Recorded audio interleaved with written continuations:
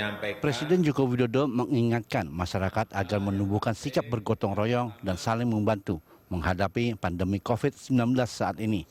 Gotong royong dan partisipasi saling membantu dapat ditumbuhkan dari bawah. Jokowi mencontohkan sikap gotong royong yang dilakukan oleh masyarakat di Cimahi, Jawa Barat. Masyarakat membantu anggota masyarakat lain yang sedang menjalani isolasi mandiri karena dinyatakan positif terjangkit corona. Sikap kegotong royongan di masyarakat inilah yang sangat diperlukan saat menghadapi wabah corona.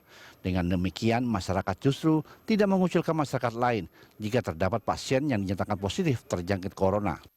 Hal sama dikatakan Menteri Komunikasi dan Informatika Johnny Plate.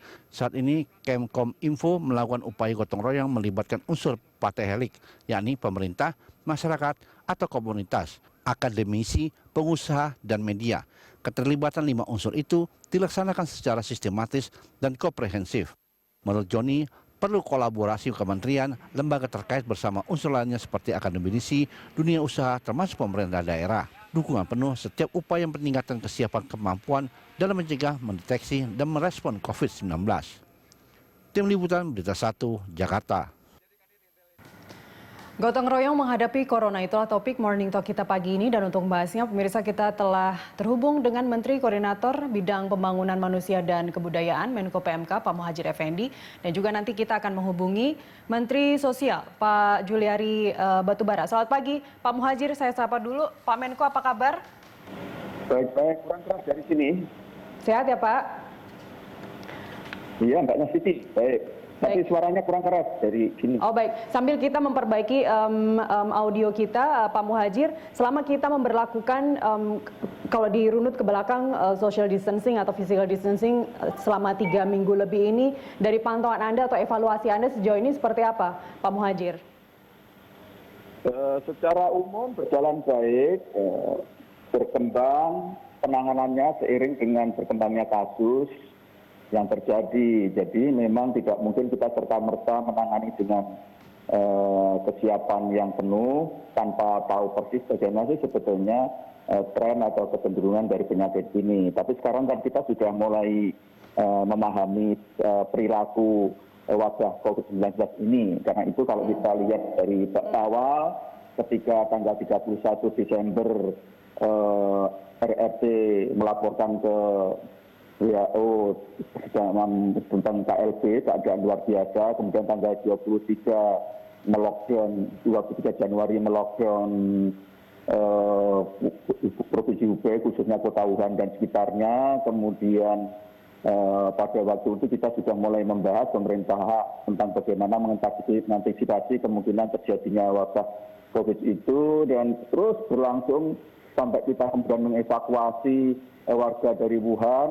Itu terjadi tanggal 2 Maret ya, 22 Februari kita mengevakuasi, kemudian mengevakuasi anak buah kapal dari World Dream, kemudian Diamond Princess. Tanggal 2 Maret Presiden menyatakan ada kasus, kita mulai beralih perhatian kita tidak kepada warga negara yang terancam oleh COVID di luar negeri, tapi kita mulai melakukan konsolidasi dan menangani kasus dan mulai melakukan tracking dan surveillance yang melakukan pengetrakan atau pelacakan dan pengawasan terhadap tempat-tempat yang kemungkinan menjadi kluster, dan itu terus diikuti dengan seksama. Kemudian sekarang kita akan menggunakan 3 ujung tombak ya, atau trisula, satu untuk sektor kesehatan untuk menangani COVID, tapi kita juga sudah membangun upaya kita untuk melakukan perlindungan sosial, dan yang ketiga kita mengamankan dunia usaha jangan sampai betul hancur. Seandainya turun drastis pun akarnya, fundamental ekonominya jangan sampai ikut keropos atau ikut terhancurkan oleh COVID ini. Jadi sebetulnya secara sistematis pemerintah kita sudah melakukan langkah-langkah yang diperlukan. Baik, kalau tadi Anda katakan kesimpulannya baik begitu koordinasi. Kalau kita lihat Jakarta saja setelah social distancing atau physical distancing kemudian ditambah dengan pemberlakuan PSBB begitu mulai tanggal 10 April kemarin. Masih banyak warga Jakarta yang masih lalu lalang, Pak. Ini belum dihitung dengan bagaimana penumpang KRL yang dari penyangga Jakarta yang masih wirawiri di Jakarta. Ini Anda juga mengatakan ini sudah di track yang benar? Kan peraturan itu tidak bisa hari ini dilakukan terus detik ini juga langsung diadopsi oleh masyarakat. Perlu waktu mungkin bisa berjam atau beberapa hari kan. Dan harus diingat PSBB ini bukan lockdown, bukan berarti kemudian nggak boleh orang lalu lalang ya. Jadi PSBB ini adalah merupakan pilihan moderat dari yang dibiarkan begitu saja atau herd immunization atau kita lakukan lockdown. Jadi ini pilihan moderat. Jadi memang masih dimungkinkan orang pergi asal menjaga protokol kesehatan yang telah ditetapkan oleh pemerintah. Gitu ya. Dan nanti akan kita lihat perkembangannya. Namanya PSBB itu sifatnya interval ya, keketatannya bisa sangat ketat, tapi juga bisa agak longgar tergantung situasi yang dimungkinkan.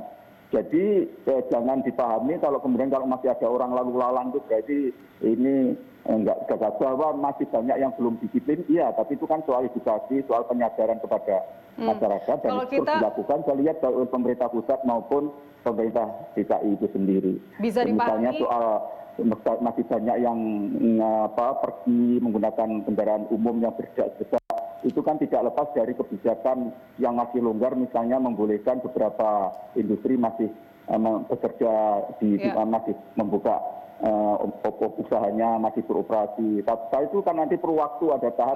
Kalau nanti mereka sudah mulai diketati kan juga otomatis mereka tidak ada lagi yang mau pergian. Itu kalau kita bicara pekerja di sektor formal ya Pak, yang tempat industrinya masih dibuka begitu.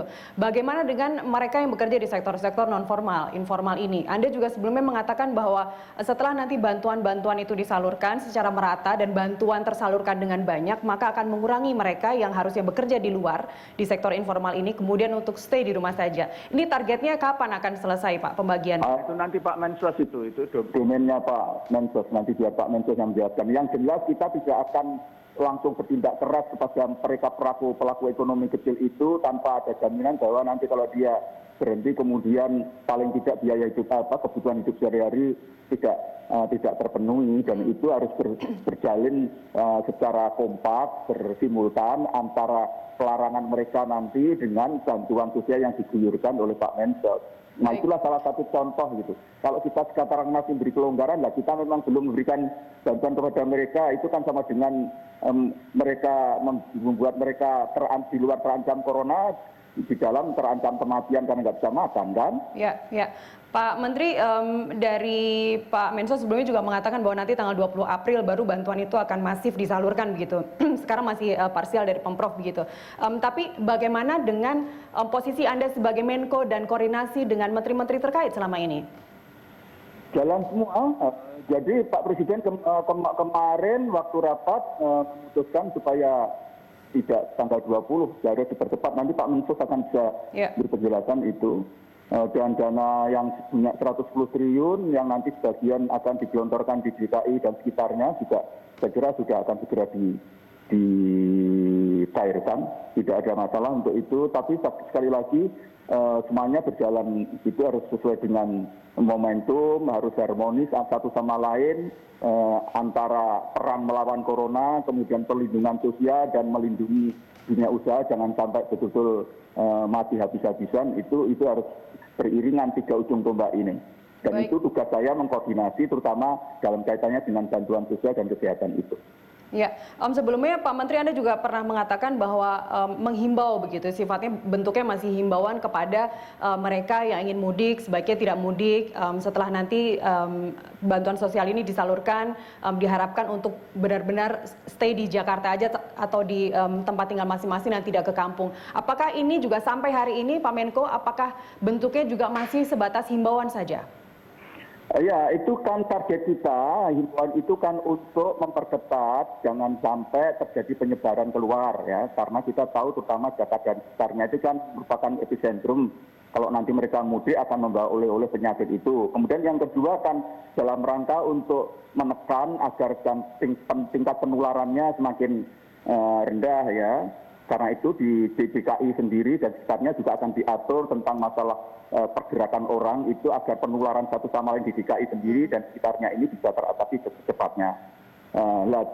Himbauan ini kan nanti bertahap, Pak Presiden sudah menyampaikan. Nanti kita lihatlah kalau sudah dihimbau ini dengan berbagai macam insentif, termasuk bantuan sosial, kemudian juga pengetatan terhadap persyaratan perjalanan, mulai bahwa kendaraan umum hanya 50%, kemudian tiket juga dinaikkan, kemudian di setiap daerah yang akan didatangi sudah mulai memberi ultimatum kalau datang harus 14 hari karantina dan seterusnya. Itu nanti membuat mereka berpikir ulang nggak kalau mudik. Kalau nanti masih nekat ya pada akhirnya akan kita buat ketetapan yang lebih keras. Ya. Jadi itu semua akan kita lihat di lapangan. Setuju. Ini kan kita mengamati perubahan kan tidak hanya per hari, bahkan per jam kita pantau gimana kondisinya, apa yang harus segera kita lakukan dan seterusnya. Baik, karena ini kekhawatiran kita semua Pak Menko bahwa nantinya akan terjadi ledakan kasus seiring dengan banyaknya warga yang mudik ke kampung halaman masing-masing. Pak Menko, kita masih ada satu segmen lagi usai jeda pariwara berikut. Pemirsa tetap bersama kami.